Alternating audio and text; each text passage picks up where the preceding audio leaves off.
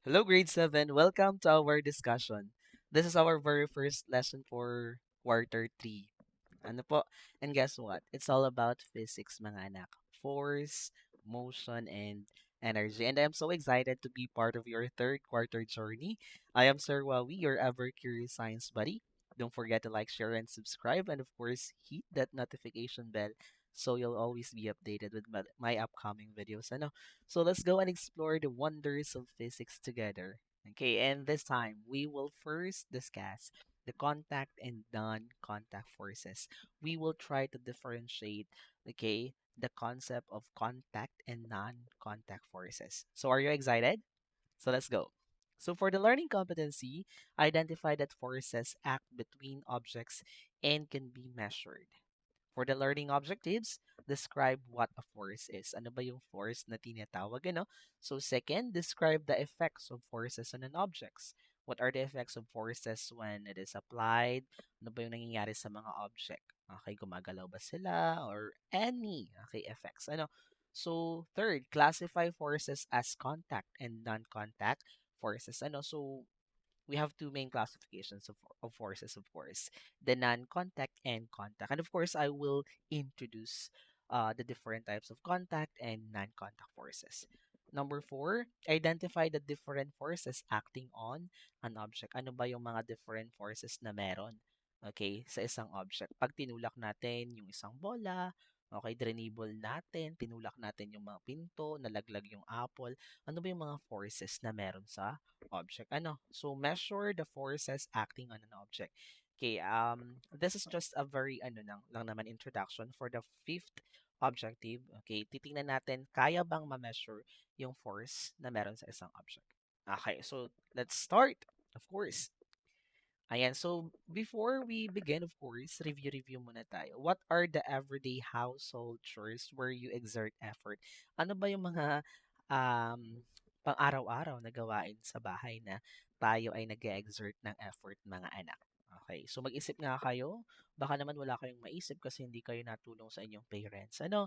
So yung basic na mga ginagawa natin. Like for example, walis, magwawalis, okay, paglalaba, paghugas ng mga plates, and etc. Okay, in those household chores, nag-a-apply tayo ng force, di ba? Okay, can you identify some household chores that you do? Share also how much effort you exert in these chores or dun sa mga gawain. Okay, nabigay na natin, like naglalaba, naghuhugas ng pinggan, nagwawalis. Kaya ba nating i-weigh yung mga gawain na yon kung saan tayo ay nag-e-exert ng mas madaming effort? Or alin ba dun sa mga gawain yung less effort lang, yung kayang, yung binibigay natin? Okay, syempre, let's say, compare natin. Pag naglalaba, naghuhugas ng pinggan. Okay, so alin doon yung mas mag-exert ka ng effort? Siyempre sa paglalaba, no, pagpipiga pa lamang, banlaw, Diyos ko po, pagsasampay, pagod na pagod. Okay, doon ka talaga mag-exert ng madaming effort. While sa paghugas ng plates naman, simpleng pag-brush lang naman, special hindi naman super madumi yung plates. Ano? Ayan. Next, ayan. So, review natural phenomena. So, mag introduce din ako ng mga natural phenomena which is happening, okay, in our day-to-day activities. Like, for example, landslide. Okay, familiar ba tayo? Earthquake, typhoon, lahar flow. Okay, so these are the natural phenomena that commonly occurs, okay, in the surroundings. Ano? Okay, let's continue. Ayan. So, these are the natural phenomena na kadalasan nangyayari sa paligid natin. Like, for example, yung landslide. Okay. Earthquake na talagang very, no, talagang nung last first week ng October, sunod-sunod yung earthquake. Typhoon. Yung ating country, very prone sa typhoon. Lahar flow, especially yan ay aftermath ng volcanic eruptions. Okay. So, the question is, why are natural events like lahar, landslides, earthquakes, and typhoons considered dangerous? Okay, kasi nga, pag nangyari yan, okay, it releases incredible force, di ba? Incredible force that may destroy, okay, destroy properties, claim lives, etc. Okay, nakakatakot yung mga ganitong phenomena. At yung mga force na yan, Saan ba nanggaling yan? In nature, natural forces. Okay. Ayan. And everything we do, remember, and even in natural events like what I mentioned earlier, force is always involved. Okay, walang gagalaw na mga bagay, walang babagsak or hindi ka makakalakad or kung ano man kung walang force na involved. Okay, in everything we do and even in natural events, force is always involved. That's why we will deepen our understanding in this discussion about force. Ano? So what is a force? What is a force again? Okay, so a force is a push or a pull that may cause the object to move. Tandaan natin mga anak, a push or a pull that may cause the object to move. Tinulak mo, hinila, okay, that may cause the object to move. Ayan. At ang forces, pwedeng magkaroon siya ng iba't ibang directions. Downward, upward, left, right, etc. Ano? Okay. So for our first activity, guess what you're doing? Okay, for the objectives, identify the different actions that involve the use of force in everyday situations. So we have our PowerPoint presentation. For the instruction, look at each picture carefully. Second, guess what the person is doing. Example, walking, lifting, pushing, or pulling. And answer the follow-up questions related to the action. So, maipapakita lang ako na picture and then gigas ninyo ano ba yung ginagawa ng tao na yun. Okay. The first one. Okay. Yung nasa left side. Anong ginagawa? It's, ayan, standing on the floor. Nakatayo lamang. What about the second one? Okay, pushing a chair. Nagtutulak. Tama ba kayo? Ayan. And then for the next one, yung nasa left side naman, she is walking. What about the next one? Okay, hair stands up after rubbing a balloon on it. Okay, tingnan niyo naman. After daw i-rub ng balloon sa hair is tingnan niyo yung mga hair. Anong nangyari sa hair? Nagtayuan. Ayan. Na-track dun sa balloon. Okay, and then, okay, magnet pulling nails. And then, an apple falls from a tree. Okay. So for follow-up questions, what do you observe happening in each situation? Ano yung observe ninyo sa bawat situation? Okay, the object moves or changes. Okay, gumagalaw or nag-change. Okay, in position. Okay, another. What do you think causes the object to move or change? Ano ba yung pinaka-reason bakit yung object, okay, naggumalaw or nag-change ng position? Ano ba? Ano yung pinaka-reason doon? It's because of a force. A force causes it. Causes to move or to change in direction. Pero sir, kanina po may first picture tayo, yung standing on the floor. Hindi naman po yun gumagalaw. Okay, hindi naman po gumalaw or nag-change ng position. Okay, pero may force kaya doon? Do you think na may force pa din doon? Kahit hindi gumagalaw yung tao kanina, yung nakatayo lamang. Okay, yun ang ating titingnan ano. But the answer for that question is yes. Meron pa ring force na, okay, meron dun sa nakatayong tao. Ano yung first force natin? One of the common force that you already know is the gravitational force, a downward force. Kaya yung tao, kahit hindi gumagalaw, stationary siya, naka, hindi naman siya lumulutang, di ba? Nakapababa lang siya. Okay, hinihila siya ng gravitational force pababa. That's why nami-maintain niya yung kanyang um nami-maintain niya yung kanyang balance. Nakatayo lamang siya, hindi siya natutumba or whatsoever. Okay, and then for number 3, is there something touching the object to make it move? Or does it move without being touched? Okay, so dun sa mga na-observe nating situation, gumalaw ba yung mga bagay dahil hinawakan mo ito? Okay, or yung ibang bagay ba doon, gumalaw ba kahit hindi hinahawakan? Like for example, yung pushing a chair. Gumalaw ba yun, yung chair kasi hinawakan mo? Yes. 'Di ba? Yung nails naman ng magnet. Yung nail ba gumalaw kasi na-touch ng magnet? No, hindi 'di ba? Okay, na-attract ng magnetic force. So the answer here is some move with touch, others move without touch. Okay, yun yung ating discuss pa yun. I-deepen pa natin later on. So, brace yourself mga anak. Ano. Ayan, so for our next activity, activity number 2, Force Wordscapes Challenge. So, for the objective, enhance vocabulary by identifying science terms related to force using given definitions as clues. So, we have our PowerPoint presentation. And for the instructions, read the given definition carefully. Rearrange the scrambled letters to form the correct science term. And for number 3, write your final answer in the space provided or pwede naman kung ano yung strategies ni Ma'am and Sir dito. Ano. Ayan, so kung oral, okay lang din naman. So wordscapes. Ayan, so the support force from the surface that pushes upward on an object. Ano kaya siya?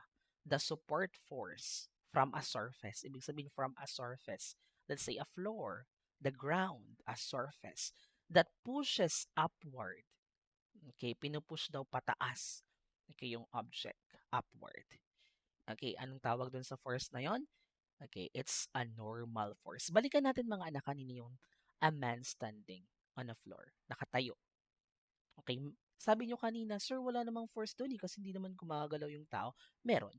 The first thing na na-mention ko is yung gravitational force. The downward force, pababa. Okay? Kaya nga nahuhulog ang mga objects because of gravitational force, di ba? Kasi hinihila tayo at the center of the Earth. Okay? Downward force. Meron namang contradiction or merong contrasting forces sa gravitational force. At ang tawag doon is normal force. Okay, yung kung nakita natin kanina, yung nakatayong tao on the floor, magkadikit, may force yun. Yung floor, ang ina-apply niyang force dun sa tao ay pataas. Kumbaga parang sinalo ng floor yung tao, ano. Pero ang tawag natin dun sa force na nasa floor, na tinutulak yung paa ng tao pataas, is normal force.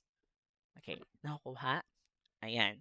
Next, a force that happens when two objects touch. Ano daw yung force na meron kapag yung dalawang object magkadikit? Ang tawag natin ay contact. Okay. Pag magkadikit yung dalawang object, napagalaw mo yung object, tawag natin doon is contact force. Kukuha. Next, a force that acts even without touching. Ano naman yung force na meron na yung isang object na papagalaw mo kahit hindi mo naman hinahawakan? Okay, it's a non-contact force. Correct. Ayan. Next, a pulling force through a rope, string, or a cable. Okay. Ano kaya namang force yon? Correct. It's a tension force. Sir, ano po yung tension force? Okay. Pansinin niyo mga anak, yung mga nakabitin, may mga nakabitin na mga objects. Let's say yung parol. Kabitin. Bakit hindi mo mabagsak yung parol? Sir, kasi nakasabit sa pako. Okay. Ang tawag natin doon sa force na pumipigil para hindi mo magsak yung parol is tension force. Or let's say, lubid. Okay, yung lubid. Okay, and then may nakabitin dun sa lubid. Okay, kaya hindi bumabagsak yung nakabitin, let's say, is ang tawag natin is tension force. Yung mga umaakyat ng mga buildings, okay, let's say naglilinis, na may mga cable sa katawan or yung parang nakadikit na mga tali. Okay, kaya hindi sila nahuhulog is because of the force na meron dun sa tali or sa rope na ang tawag natin ay tension force. Yung tension force is a pulling force through a rope, string, or a cable. Okay, next. For our next activity, what forces can do? Ano ba yung pwedeng magawa ng force sa isang object?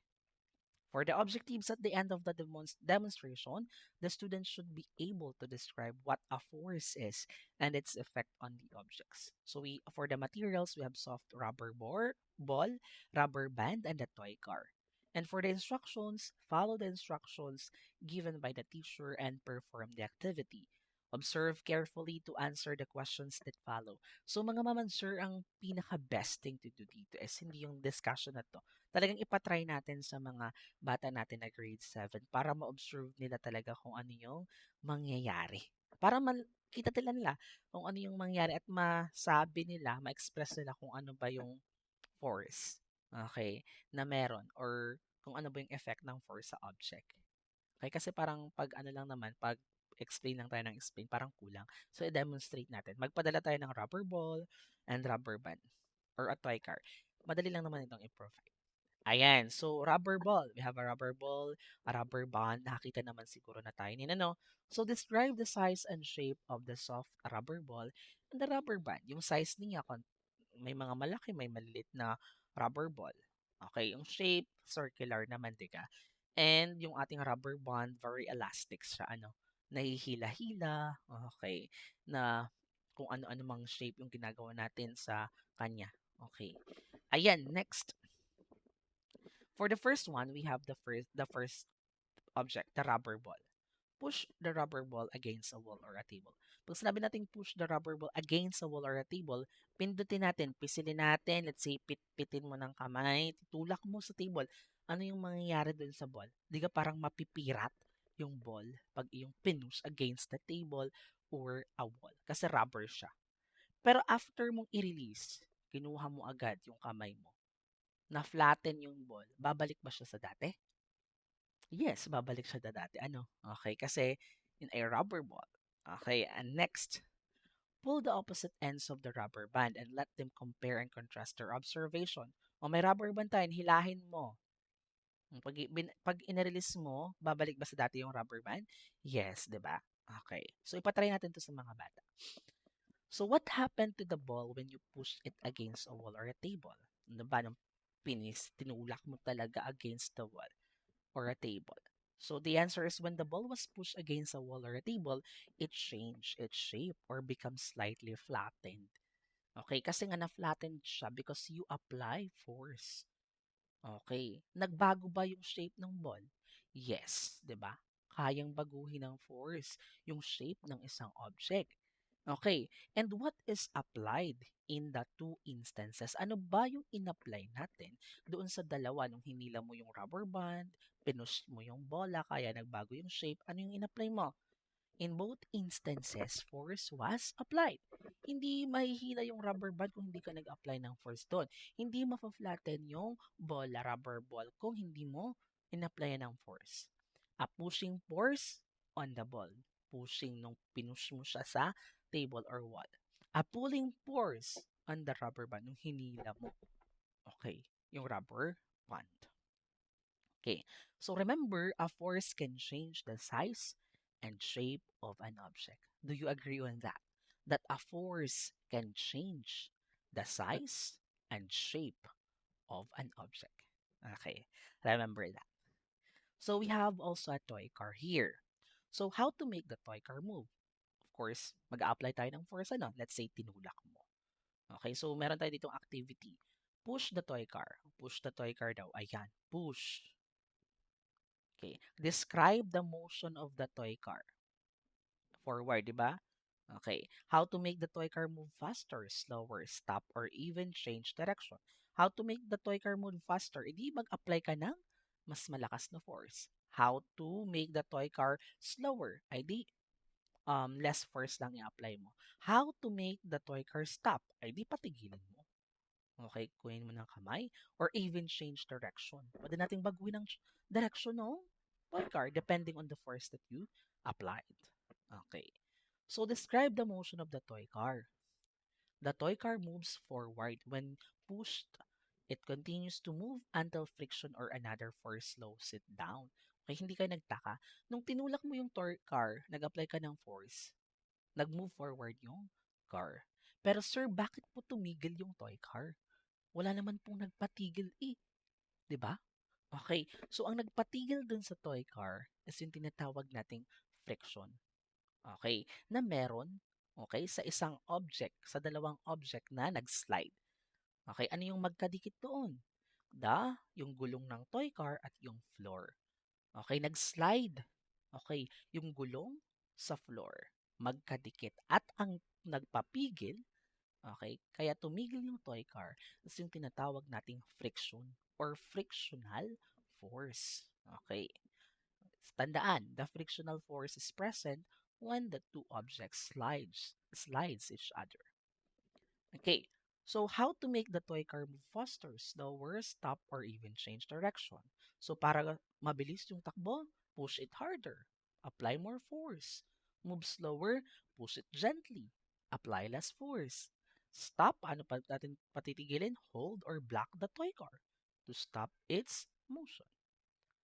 Okay. Ayan, so tandaan, a force can make a stationary object move. Tandaan, yung force kayang pagalawin yung mga nakatigil. Pag sinabi nating stationary, at rest or nakatigil na mga bagay. Yung mga nakatigil na bagay, kayang-kaya yung pagalawin ng force. So second, a force can speed up. Okay, ang force daw ay kayang pabilisin, pabagalin, or pigilan ng isang object para gumalaw. Tatandaan natin. A force can change the direction of a moving object. Okay, remember that. Okay, next. For our next activity, ways by which forces act on an object. At the end of the POE demonstration, the student should be able to identify how forces act on an objects. So meron tayong soft rubber ball. For the instructions, follow the instructions given by the teacher and perform the activity. Observe carefully to answer the questions that follow. Ayan. So, ways by which forces act on an object. Place the ball on the top of the table. Sabi, nakalagay na yung rubber ball sa table. What will happen if the ball is gently pushed? Paano daw mangyayari sa ball pag tinulak mo ng gentle? Alam mo, gentle, ganito yan, oh. Gentle. Okay. Ano nangyari sa bola? Gumalaw yung bola. Gumulong. Pero mahina lamang. Okay, di ba? What caused the ball to move?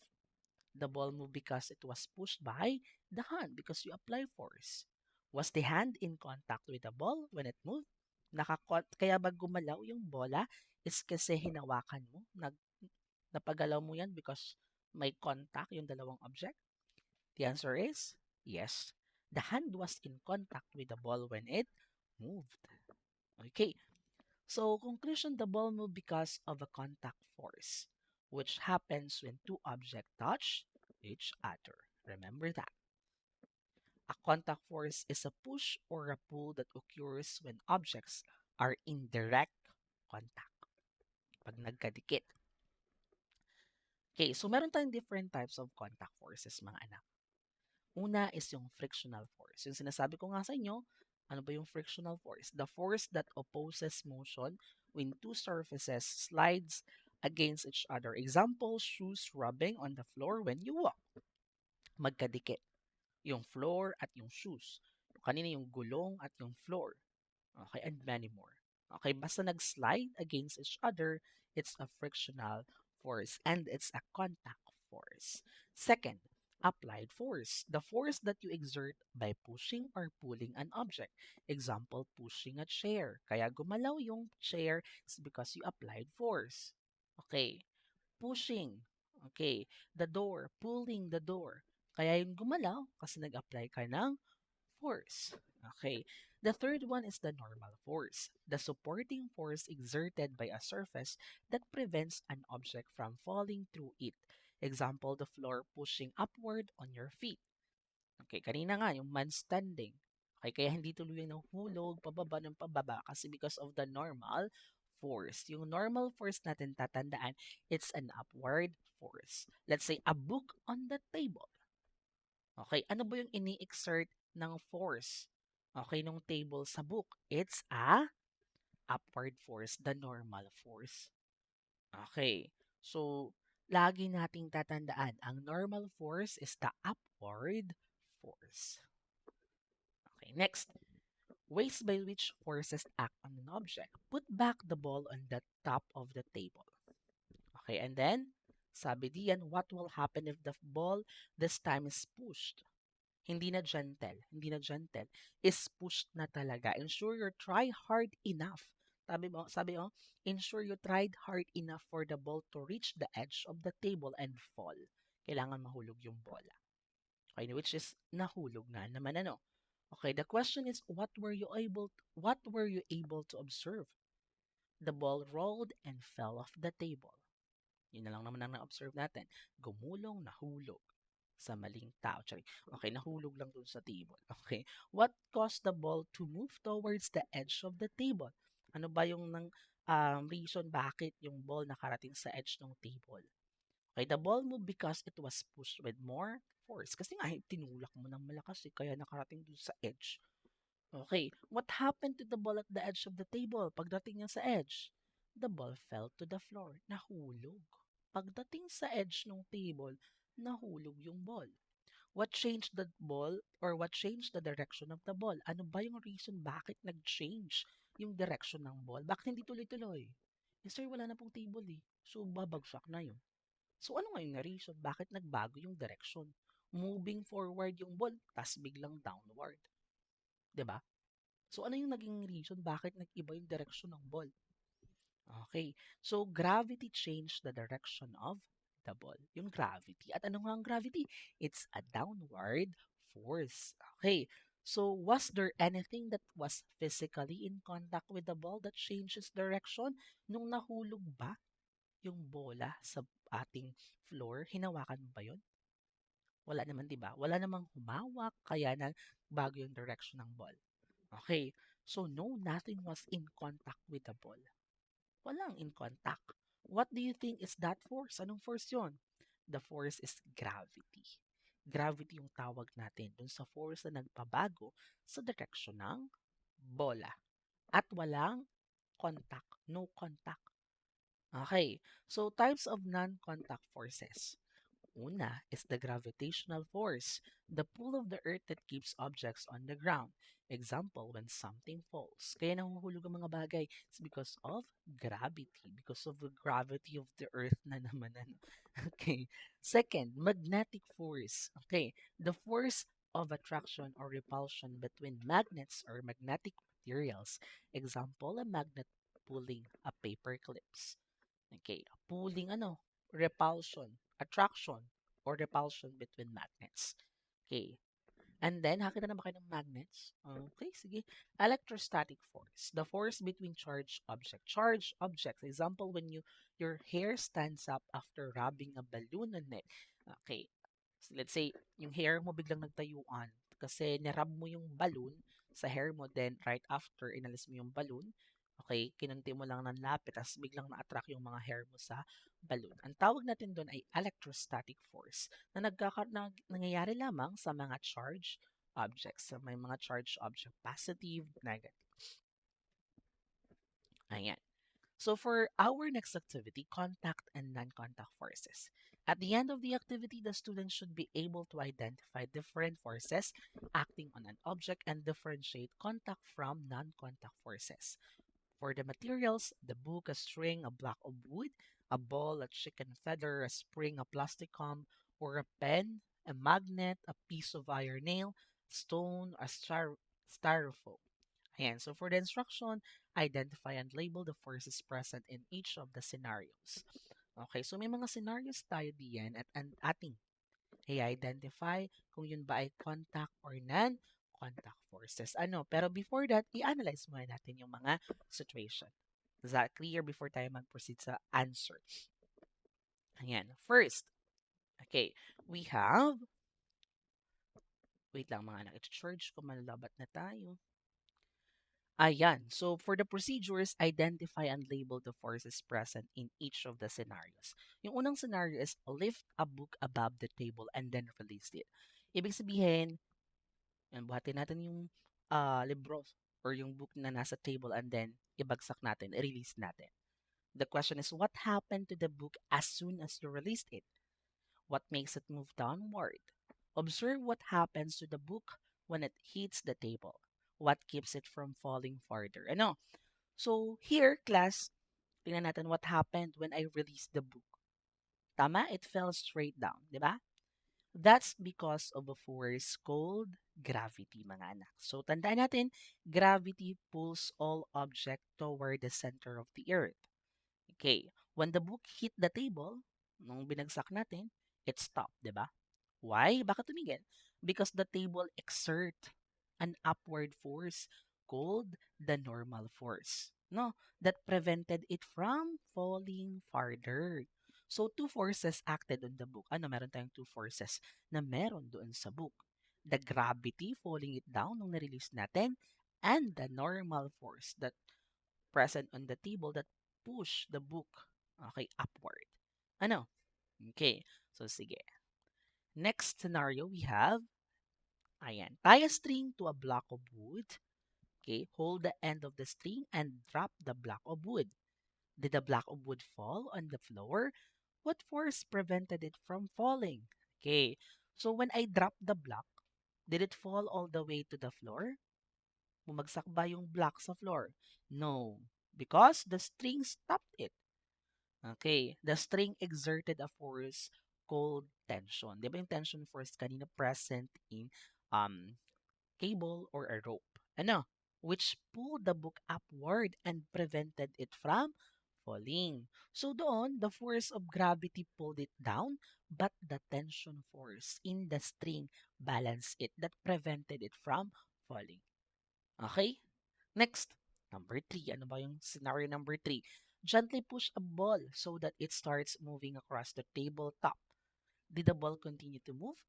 What could have slowed it down or eventually stopped it? Okay, so diyan sa scenario number three, when I push the ball, di ba gumalaw, it moves. But after a while, it slows down and stops. Tumigil. Okay, why didn't it keep rolling forever? Bakit hindi siya gumulong hanggang gusto niya? Okay, that's because of friction. Okay, a force that resists motion. Okay, because two surface slides each other. Okay, the rough surface of the table and the air both oppose the ball's movement, slowing it down until it stops. Okay, so for number four, fourth scenario, crumple a full sheet of paper. Crumpled mo, dukutin mo, and lift it at the same height as the uncrumpled paper. Release them at the same time. So meron kang ginusot, merong hindi, at bababagsak mo sila ng sabay. Same height, ha? Which paper reached the floor first? Why do you think this happened? What made the difference in the time of fall of each paper? Okay. So dito, look, the crumpled paper mga anak reached the ground first. Of course, yung crumpled talaga yung mauunang babagsak. Why do you think so? Ha? That's because of air resistance. It affected the flat paper more. Okay, the uncrumpled paper has a larger surface area. Kung hindi mo ginusot, malaki yung surface area. So the air pushes against it more strongly. The uncrumpled one has less air resistance, so it falls faster. But did you know, mga anak, na pag ibinagsak mo siya, yung dalawa, yung ating uncrumpled paper sa isang vacuum, empty space, walang hangin or any air resistance na pwedeng pumigil. Okay, yung dalawa ay sabay babagsak. Okay. Next, number 5. Attach the block of wood at the end of a spring. Fix one end of the spring by holding it firmly. Stretch the spring by pulling the wood away from the fixed end of the spring. Parang kanina din ano ito. Okay.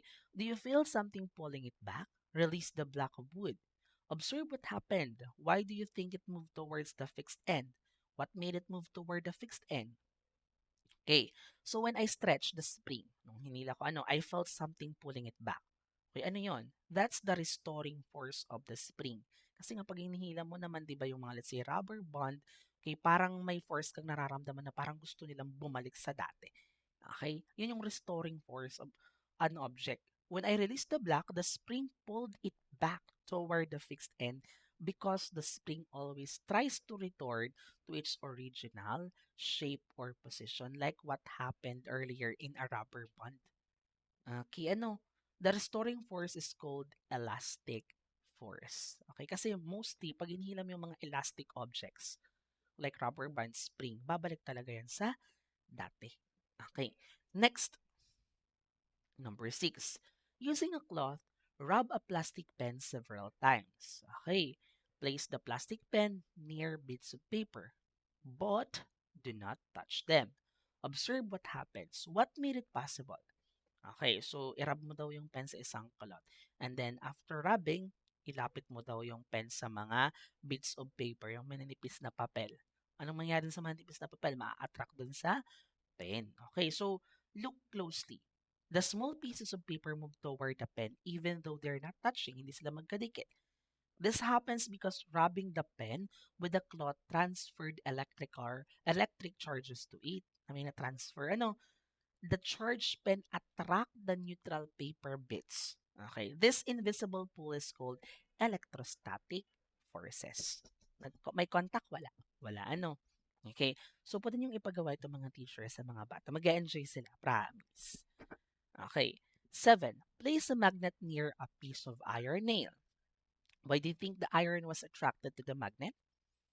Okay, what made it possible? Okay, C. Tingnan natin. See how the nail is attracted to the magnet. Tingnan ninyo mga anak. That's because magnets exert a special kind of force called magnetic force. The magnet pulls materials made of iron. Okay, like for example, nickel or cobalt, without even touching them. That's what makes the nail move toward the magnet. Okay, may kadikit ba? Gumalaw ba yung magnet kasi nakadikit yung gumalaw ba yung nail kasi nakadikit dun sa magnet? No, hindi sila magkadikit. Okay, next. Place the block of wood in the glass of full of water. Observe what happens. Why do you think it happens? What made it possible?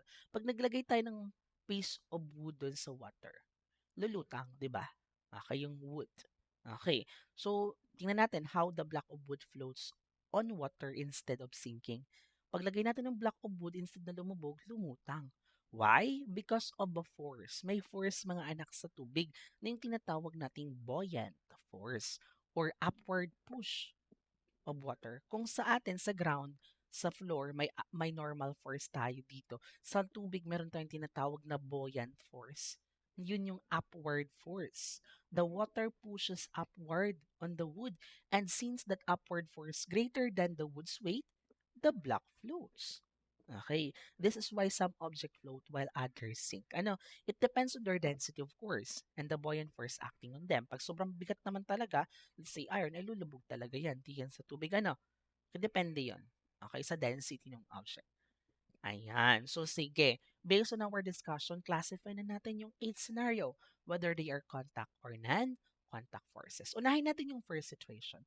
Lift a book above the table. Nung nilift mo, hinirelease mo, is it contact or non-contact? They are both, nung hinawakan mo, kaya o na-lift mo yung book, may contact. Nung nirelease mo, nalaglag yung libro, non-contact because of gravity. Tie a string to a block of wood. Is it contact or non-contact?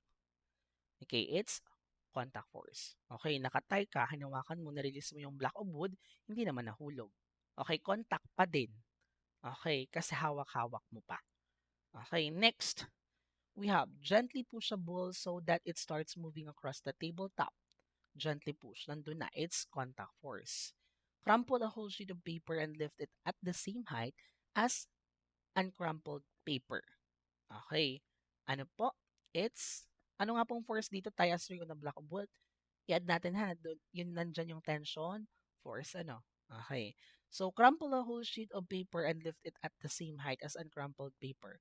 Both, contact and non-contact. Yung nag-uncrumpled ka, hinawakan mo, nilift mo sila, nung na-release mo, nandun yung gravity. Number 5, attach the block of wood at the end of a spring. It's contact pa din. Okay, yung elastic na, Okay. So, next, using a cloth, rub a plastic pen several times. Okay. Andito, rub a plastic pen several times kaya maa-attract yung mga object, nagkaroon ng charge objects. It's non-contact, of course. Place a magnet near a piece of iron nail. Okay, it's a non-contact force. Next, place the block of wood in a glass full of water. Yung water at yung wood. It's a contact force, the buoyant force. Magkadikit yung tubig at yung object. Okay, sige. Forces can make objects move, stop, or change direction. Some forces need contact between objects, while others can act even without touching. Remember that. Okay, so for our next activity, contact or non-contact, let's find out. Classify different situations as examples of contact or non-contact. We have PowerPoint presentation. Okay, read each situation carefully. Determine whether the force shown is the contact or non-contact force. Write your answer in the space provided. Okay, so pushing grocery cart. Correct, it's a contact force. What about this one? Rain falling. Okay, it's a non-contact force. Correct. What about this one? A compass needle always pointing a certain direction. Okay, it's a non-contact force. Okay, next, your hair is attracted to your comb after you comb your hair. It's a non-contact force. Sitting on a chair. It's a contact force. A boat floating on a river. Okay, it's a contact force. Kicking a soccer ball. Okay, it's a contact force. A magnet attracts another magnet. Okay, it's a non-contact force. A t-shirt hanging on a clothesline. Okay, it's a contact force. A ball rolling slowing down and eventually stops because of friction. It's a contact force. Ayan. So, I hope that you can classify na mga anak. Okay? You can classify all the situation whether it's a contact and non-contact forces. Ano? So, remember lang mga anak, okay? Kaya gumagalaw yung isang object because force make it moves. Okay? And alam nyo ba mga anak na yung isang force sa isang object kaya nating ma-measure? Let's say kanina, okay, meron tayong nung nilift mo yung book, na-release mo, meron tayo doong contact force. Okay? Nag-apply ka ng force, binuhat mo yung book, applied force. And then na-release mo, okay, nandun yung gravitational force. May dalawang force na nag-a-act doon sa object. Pwede natin yung ma-measure mga anak. Okay. At pag nakuha na natin yung summation ng lahat ng forces ng isang object, okay, tatawagin natin itong net force. Pwede niyong ipa-depend mga ma'am and sir yung concept ng net force sa second lesson or sa third lesson kasi importante po yun. Okay, next. For our formative assessment, describe force in your own words. Paano ba nyo i-describe yan? A push or a pull? List and describe two effects that a force can have on an object. But it can change the shape and size of the object, even the direction of the object. You can slow, you can um, make the object roll faster, slower, or make it stop. Ano? So for the third one, classify the following forces as contact or non-contact. Friction. Di ba ang friction? It's a contact. Gravitational, it's a non-contact. Magnetic force, it's a non-contact. Tension, it's a contact forces. Okay, fourth, identify the different forces acting on a book resting on a table. Describe each force briefly. So yung book na nakarest sa table, dalawa lang yung possible force na meron siya.